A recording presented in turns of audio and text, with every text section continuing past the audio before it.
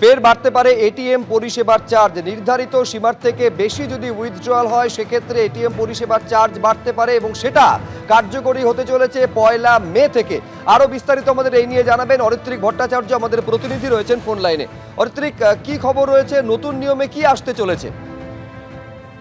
দেখো, যেটা জানা যাচ্ছে যে গত কয়েক বছর ধরেই ডিজিটাল ব্যাংকিং যেভাবে পরিষেবা ছড়িয়েছে, তারপরে এটিএম পরিষেবার যে ব্যবহার সেটা কিছুটা কমেছে এবং সেটাকে মাথায় রেখেই যেটা রিজার্ভ ব্যাংক থেকে যে দায়িত্ব নেওয়া হয়েছে সেটা বলা হচ্ছে যে 1 মে থেকে যতবারই লোকজন এটিএম এ যাবেন বা এটিএম থেকে পরিষেবা নেবেন, সেখানে প্রতি এটিএম ট্রানজাকশন পিছু অন্তত 2 টাকা করে খরচা করতে হবে, এমনটাই কিন্তু একটা নীতি আসতে চলেছে এবং সেটা আগামী পরশুর মধ্যেই পাস হতে পারে এমনটাই জানা যাচ্ছে। এবং তার বাইরে যারা নিজস্ব এটিএম থেকে, অর্থাৎ যে ব্যাংকে অ্যাকাউন্ট সেই ব্যাংকেরই এটিএম ব্যবহার করছেন, সেখানে সেই খরচাটা 1 টাকা পিছু প্রত্যেকটি ট্রানজাকশন হতে চলেছে এমনটাই জানা যাচ্ছে এবং সেটাই কিন্তু পাস হতে চলেছে এবং 1 মে থেকে এই সিদ্ধান্ত কার্যকর হতে চলেছে। ধন্যবাদ অরিত্রিক। দলের সম্পূর্ণ উল্টো পথে হেঁটে খড়গপুর কাণ্ডে দিলীপ ঘোষের পাশে দাঁড়ালেন ভরতপুরের তৃণমূল বিধায়ক হুমায়ুন কবির। আপনারা জানেন খড়গপুরে তৃণমূলের বিক্ষোভের মুখে পড়েছিলেন দিলীপ ঘোষ, পাল্টা হুঁশিয়ারি দিয়েছিলেন দিলীপ ঘোষ। সেই হুঁশিয়ারিকে সমর্থন করলেন তৃণমূল বিধায়ক হুমায়ুন কবির। তিনি বলছেন দিলীপ ঘোষ যা করেছেন ঠিক করেছেন, আমি থাকলে আমিও তাই করতাম। আজকে শুধুমাত্র দিলীপ ঘোষের যে পাশে দাঁড়িয়েছেন এমনটা নয়, তৃণমূলের বিক্ষোভেরও সমালোচনা করেছেন খোদ তৃণমূল বিধায়ক। তিনি বলছেন চক্রান্ত করে দিলীপ ঘোষকে কোণঠাসা করেছেন শুভেন্দু অধিকারীরা।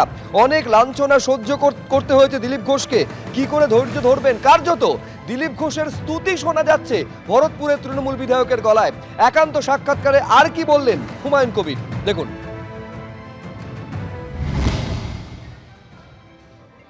বিরোধী দলনেতা বলছেন চ্যাংদোলা করে ছুড়ে দেবো, আপনি বলছেন ঠুসে দেবো, একজন দিলীপ ঘোষ তিনি বলছেন গলা টিপে দেবো। এইসব শব্দগুলো মানে আপনি সমর্থন করেন? আপনি নিজেও তো বলছেন এগুলো।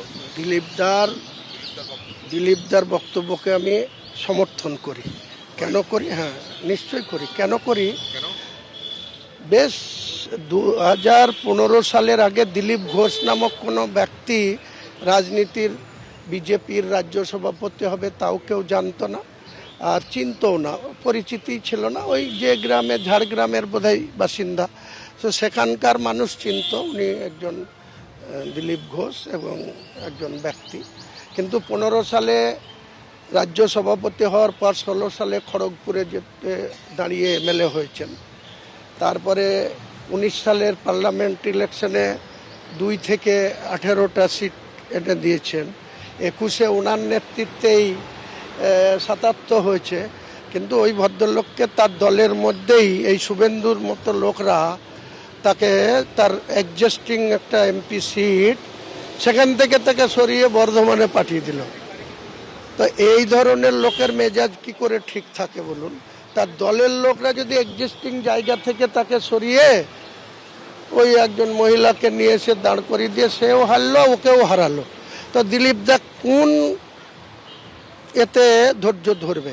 দিলীপ দাকে তো এটা করতেই হবে। আর এর আগেও দিলীপ দাকে অনেক লাঞ্ছনা, অনেক জায়গায় গো ব্যাক দিলীপ ঘোষ, তার গাড়ি ঘিরাও করে নর্থ বেঙ্গলেও অনেক হ্যারাস হতে হয়েছে, এখানেও হতে হয়েছে। তারপরে কেন্দ্রীয় সরকার অনেক সিকিউরিটি বলয় বাড়িয়ে।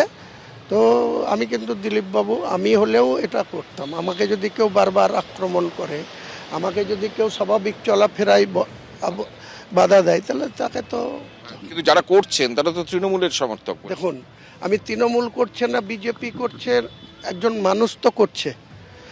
তৃণমূলের যেমন দল করার অধিকার রয়েছে, তারও যেমন নির্বাচিত হওয়ার শখ রয়েছে, স্বাদ রয়েছে। দিলীপ ঘোষ তো এক্সিস্টিং এমএলএ ছিল, এমএলএ থেকে এমপি হলো, তাকে তার দল এইভাবে দলের এক শ্রেণীর লোক তাকে চক্রান্ত করে তার এক্সিস্টিং সিট থেকে তাকে বর্ধমান পাঠিয়ে দিয়ে হারিয়ে দিল। সেই লোকটার মেজাজ কোনোদিন ঠিক থাকে? আপনি বলছেন দিলীপ ঘোষ যেটা বলেছে সেটাকে আপনি সাপোর্ট করেন? অবশ্যই করি। কেন করেন?